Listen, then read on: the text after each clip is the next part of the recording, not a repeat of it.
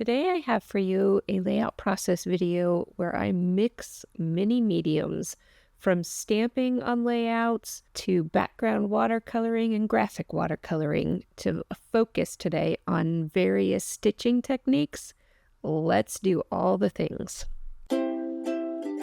Hello everybody, welcome to Crafty Soup. My name is Misty, where I create with paper and photos in artful ways. So I started this layout last month when I did a jumbo video on various stamping platforms, and I showed how to use the Sizzix stamp and stencil tool to center your stamps into the center of a 12 by 12 scrapbook. And that video was kind of all about what stamping platforms are good for scrapbookers to use. So if you're interested in knowing more about stamping on scrapbook layouts, I will link you up to that video. It covers a whole bunch on various stamping tools and platforms, as well as tips and tricks and techniques for stamping on your layouts. For now, I've used the grid on the lid of my Sizzix stamp platform to align my stamp so that I can get it into the center of my layout, because I'm going to do a very central focused story here. I'm using my VersaFine black ink because that is the one I love the best. It's nice and crisp and it can handle watercoloring. So I get my first impression stamped onto my layout, and it is really good, but I do like it to be extra crisp. So I am going to go ahead and stamp this a second time. And with that second impression, I am very happy with the result here, and it's time to start watercoloring. I have pulled out the Faded Jeans color of the Distress Oxide ink. And you don't have to use oxide ink for this. You can use whatever watercoloring or ink medium you want to use to watercolor. I just happen to like this color, so that's why I picked this one. I am wetting down my brush, and I am going to apply this water all the way around my central image, just so I get a nice sheen all the way around. I don't want puddles, but I do want a nice sheen, because that's going to help the pigment in the ink kind of spread and flow and soften out at the edges, because I want the color concentrated towards the middle, bleeding out and softening towards the edges. So I want to make sure that I have a nice even water layer, and then I'm going to start tapping that ink down into that water. I am using a fan brush here. You do not have to use a fan brush. This was just the one that was closest to me when I started painting, and I'm kind of liking some of the funky texture that it's giving. Most of that texture is going to be blended out as I continue to add color to this, but some of it will be in there, and so, I'm good with that. So I'm just going to keep tapping and tapping, again, keeping the color closer to my stamped image and fading it out as we go. One way I do that is by adding extra water to my brush as I move the brush to the edge of the layout, because that will dilute the color that remains in my brush, so that as I apply it to the edge of my layout, it'll be much softer and give that faded, bleeding look. When I am done with that base of watercoloring, I let it dry to a semi-dry stage, and then I'm going to add some spatters. If you add it at the wet stage, the spatters just bleed out totally. But if you add it at this semi-dry stage, you'll get wherever the spatters touch dry paper and paint, they'll stay a distinct droplet.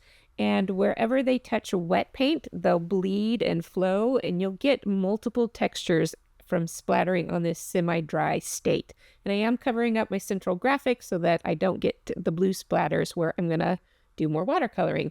And here you can see this is a few days later. I have gone ahead and watercolored that central graphic. I will show you an example in just a moment. But first I want to mention that I am working on a mixed media paper. This one is either Vicky Bouton or scrapbook.com. Those are the two I work with the most.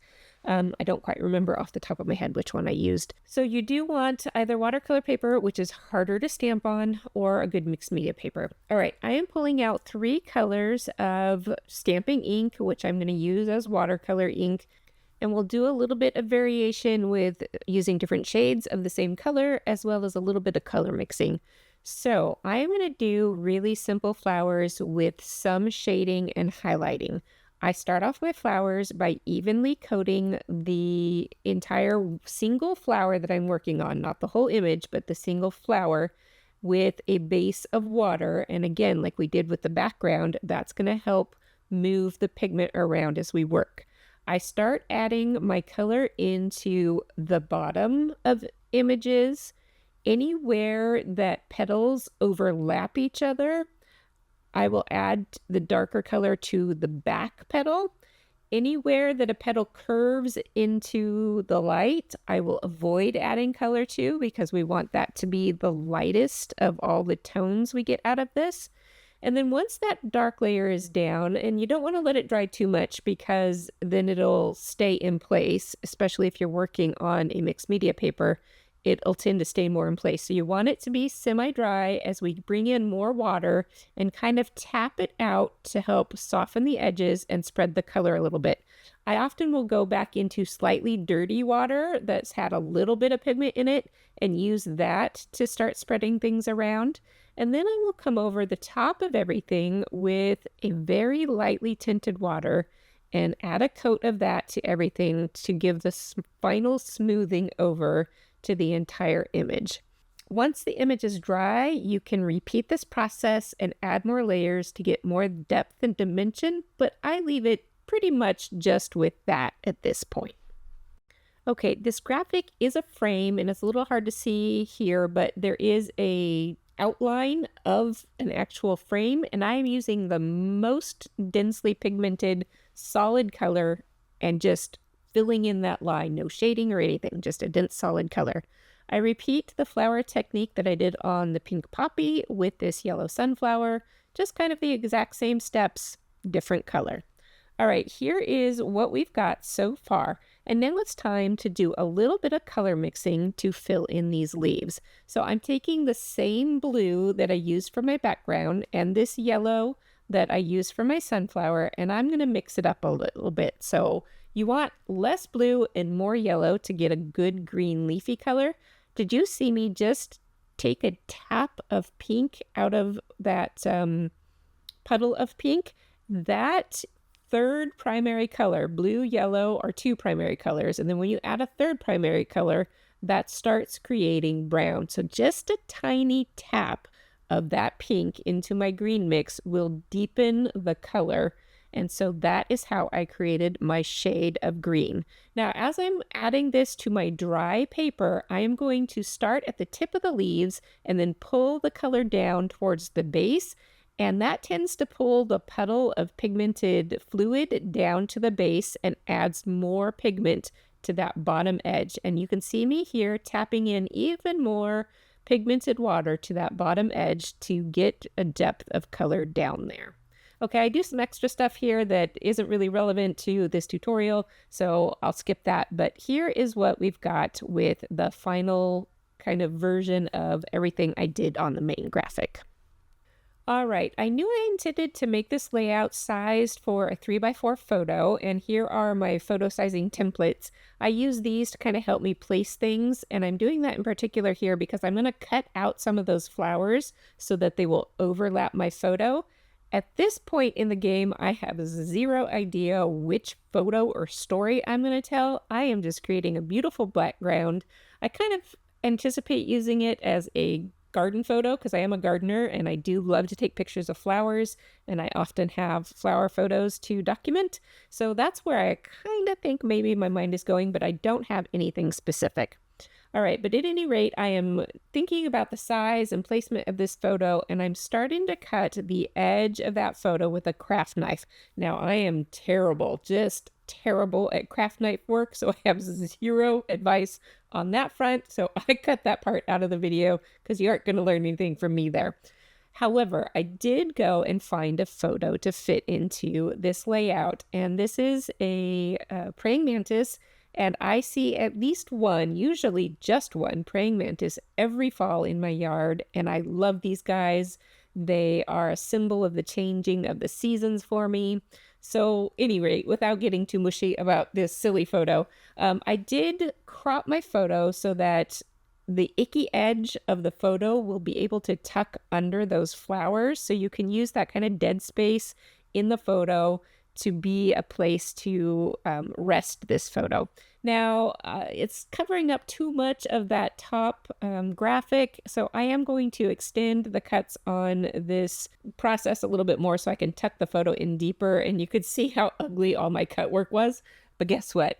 Once you get it done, you're not going to see it. So I cover up the ugliness, and I am very careful about trimming around the flowers and leaves themselves so that part looks nice, and then I can cover up the rest of the ugliness. Okay, that is where I want my photo to go. Those flowers at the top are just barely peeking out, so there is, you're missing out on some of that, but it's going to be beautiful in the end, so we'll just go with it. All right, the next thing I want to move on to is stitching. So far we've done stamping, and we've done background watercoloring, and we've done image watercoloring. Now let's do some stitching. When I started this process, I thought I was going to overstitch on the flowers to the edges, and then I changed my mind because I wasn't sure what title I wanted for this or what alpha set I wanted to use. It dawned on me that a really good technique is to do stitching around letters. So I am going to trace a die set of letters, but you could trace thickers or stickers or whatever kind of alphas that you have. You could hand draw them. So I'm going to trace and create my title on here, and then we will go ahead and poke holes in that to do our stitching on top of the title. Here is what it all looks like when I've got everything traced out, and we're going to pull in our stitching tools. All right, I've got a foam mat here that I will put under my project to pierce down into, and this is a scrapbook.com tool. I've got a piercing end on one side and a wax tip on the other side for pickup, and this is my favorite configuration. They have other tips on their tools, but I like these two and I use them all the time, so I keep these two tips on my tool. I'm going to have a video coming up on different tools like this, so you might want to stick around to my channel and see that video a little bit later. All right, I have tucked my mat under, and I'm going to start piercing my letters where there are sharp edges or tight corners the first. And then where there is nice round corners, I want to do those next, because in order to get roundness with stitching, you have to do tight piercing. And that's because any stitching between two straight lines is going to be straight. So you have to make your line smaller and smaller in order to fit curves. Okay, I got that all done. And because I am using a thicker paper, I can keep those stitches very tight. If you are using a thinner paper, you might end up tearing through your stitches, so be careful. And depending on how thick the tip of your piercing tool is, that could be something to be cautious about. You can just barely poke the paper to start a hole, and then use a push pin or whatever sewing needle you're going to use to finish the hole so that the hole doesn't get too big. All right, here is something I learned just last year. Despite having sewn since I've been in high school, I did not know that embroidery floss, and that's what this is called, stitching thread is called embroidery floss, or a lot of people just call it floss. At any rate, I am pulling off a length that is about 13 to 16 to 18 inches long, and that helps prevent it from tangling as you're sewing. If you get it too long, it will tangle on you. But here's the thing I was talking about that I'd learned. This thread is made up of 6 strands. That I knew, but what I didn't know is that you can kind of, at the tip of that, kind of untease those apart, grab one thread, and then just pull it straight up from the bundle. It will bunch up in your hand as you go, but you just kind of straighten that back out and keep going with the next thread. I had always tried to kind of unwind by pulling it sideways, and that would cause tangles. So I don't know what the magic is about pulling this thing straight up from this cut length. At any rate, it works almost all the time. So if you've ever had tangling, try that. All right, I'm going to come back to something I skipped over earlier, and that is we pierced the holes in our paper with a separate tool than what we're going to use to sew with. And that's done because these needles are kind of hard to hold to do piercing, but also you're going to want to use a needle called an embroidery needle, which has a much blunter tip to it than a typical sewing needle. And that's going to be hard to pierce anyway. And it's just hard to control the smaller needle, and you have a lot more control with the piercing tool that has a good handle on it for you to hold. All right, if you're like me of a certain age and having a certain trouble with your eyesight, you might want to invest in one of these little tools, which is called a needle threader. It has a small wire loop that you put through the eye of the needle, and then you kind of let your needle dangle there, put your thread through the metal loop, and then you kind of gently pull that loop through your needle, and that is a way to get your needle threaded, especially if you've got 3 strands of floss, which I'm doing here. All of those loose ends can be hard to get to all go through the eye of your needle. The other thing about embroidery needles is that they have a larger eye so that they can accommodate these thicker threads. These are not sewing needles that you would use to sew clothing. All right, you can see that I started my sewing on the back side of my project, and I taped my thread end down with some tape so that it will hold it in place. And then I sewed up and then down, and here I am sewing back up through the next hole. And you'll notice that that leaves a gap. I have talked about this before in some other sewing videos. When I sew, I do what's called a back stitch. So once I have come up, I take my needle back down through that previous hole, and that will fill in all the gaps. Now you can just keep sewing straight up and down through each hole in order, and that is called a running stitch. And that will leave gaps between the holes. That's perfectly fine. You can do that. You could also do that and then come back and fill in the missed holes or those gaps with another running stitch. But I prefer to do it this way because I'm less likely to skip stitches, which actually I had skipped a stitch there.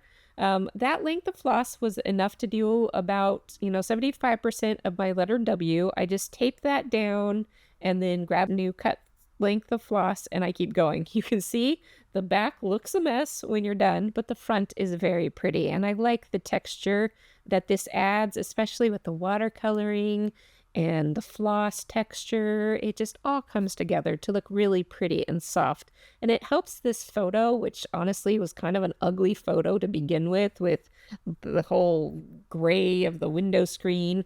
It kind of draws the subject into what I'm trying to talk about here, makes the photo look less ugly and boring, and adds so much texture and interest. Now, if you don't want to do stitching, here is what I did. I stamped my journaling lines, and then I pierced them, and they look like stitching, mostly. So that is a faux stitching technique that if you don't want to mess with any of that stuff, you can go ahead and do that. Now I'm going to show you one embellishing stitch that you can do that is much simpler than stitching your title. That title probably took me about 2 hours. I watched some TV while I did it. Here is an embellishing stitch. So I am drawing a little X on here, and then through the middle of that X, a longer line, and that is going to give me kind of a little sparkle shape or a little star-ish shape. I'm going to pierce at the tips of each of those lines, and then also right in the center where all the lines intersect. And then starting in the center, I'm going to stitch up and then down through each tip, back through the center, up and down to another tip. And I continue on that way, coming back up through the center every time and then out to a tip every time. And I get these little embellished, sparkly star embellishments. And it's a really simple way to add just a touch of texture with hand stitching on a layout. All right, that is what I wanted to share with you today. It's jam-packed with mixed media, and that's the way I like it. I hope you like it too. And until next time, I hope you have artful days.